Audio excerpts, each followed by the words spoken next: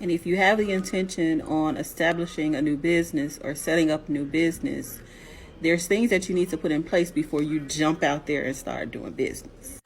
The most expensive invoices that typically get sent out or get quoted on discovery calls are those for folks and businesses who have started doing business activity but never got any consultation or some type of advisory level services as to what you need to do before you go out there and jump into your industry and start doing business.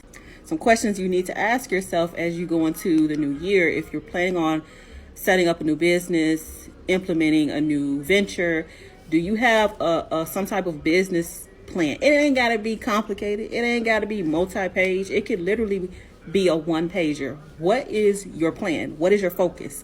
What is your niche? What are you offering? What are you actually doing in business?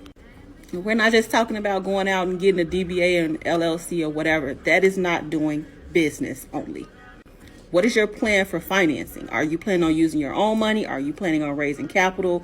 Are you going after funding and grants? What is the plan for financing?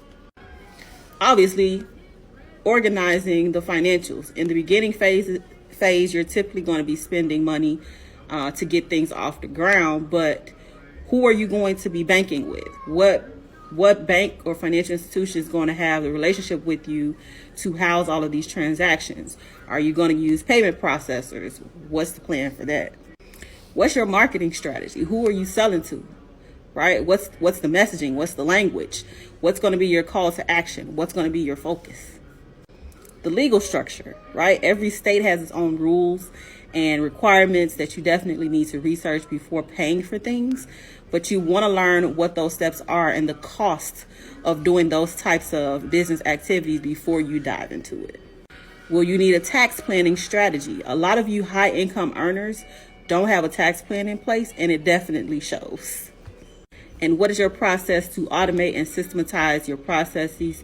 How are you planning on scaling in the future? I promise you, all of this stuff is super important when you least expect it.